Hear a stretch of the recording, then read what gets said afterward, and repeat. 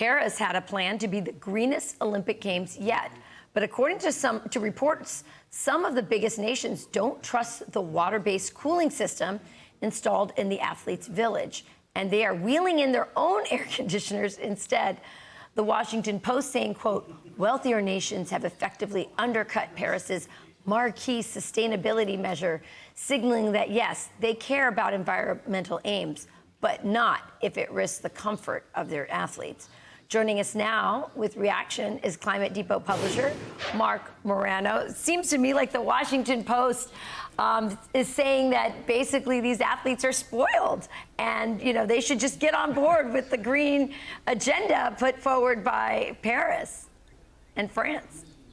Yeah, I mean, this is just a wonderful story to expose the vacuousness of the entire green agenda. First of all, I give the Washington Post some credit. They've called this whole idea to be the greenest Olympics ever. Now has taken a farcical turn, according to the Washington Post. And they actually did a survey. They called up a series of countries. Every country that responded said, we're flying in air conditioners. They're using fossil fuels. They're bringing in the energy hog plug-in window air conditioners. Keep in mind, the mayor of Paris just a few months ago announced that we're going to trust the science. The water-based cooling you referenced was going to allow temperatures to get up to near 80 degrees Fahrenheit in the Olympic dorm rooms, 79 degrees. And these are elite athletes on different time zones in Paris summer. And the actual athletes themselves weren't having it. They've spent decades of their life preparing for this. Right. The entire thing went belly up on them. Yeah, they've practiced, you know, and trained for so long. They're not going to let some green, you know, agenda get in the way of that. The mayor of Paris says, we have to trust the scientists. Scientists are telling us we're on the brink of a precipice. Everyone, including the athletes, must be aware of this. All right, so let's move to another green topic here. We have First Lady Jill Biden. She was in Paris with her husband for the, or in France for all the events there with the state visit. But then she flew back for Hunter's trial. But she doesn't want to miss the big party, the state dinner, so she flew back again. So what do you make of this? I mean, these are the biggest, you know, proponents of all this green agenda. They're willing to have people go, you know, poor and not be able to afford groceries over their green agenda, but she has to get back to the party.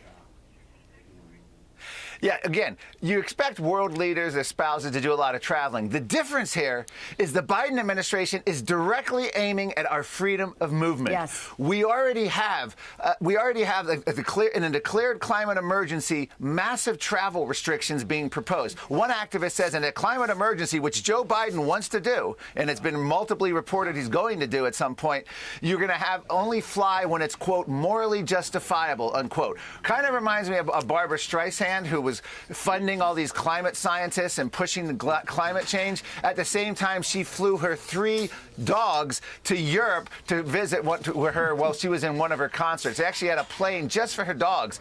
This has been going on for years. CNN proposing carbon passports for Americans, for the government to monitor our travel. But yet Jill Biden can fly freely.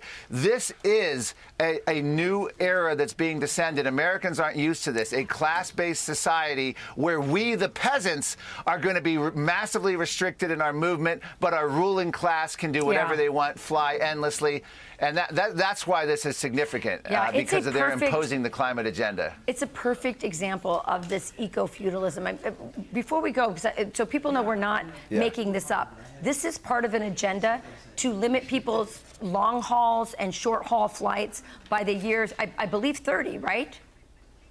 Yeah. 2030. It's 2030. The BBC has come out and said it's not a question of if, but when we can start having a flying free world. They warned of not being able to get fruits unless they're in season. Remember the old days, 70 years ago, you can't get strawberries, aren't in season. Well, that's because we had the advent of modern airline travel. You can get anything you want now, but because of carbon footprints and net zero, we're taking a complete reversal on all of this. And again, there's a war on air conditioning, a war on freedom of movement.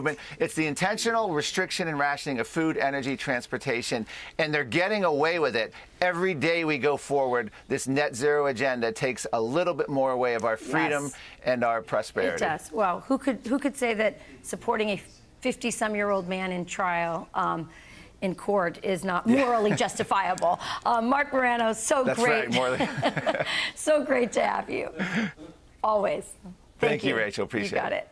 I'm Steve Ducey. I'm Brian Kilmeade. And I'm Ainsley Earhart. And click here to subscribe to the Fox News YouTube page to catch our hottest interviews and most compelling analysis.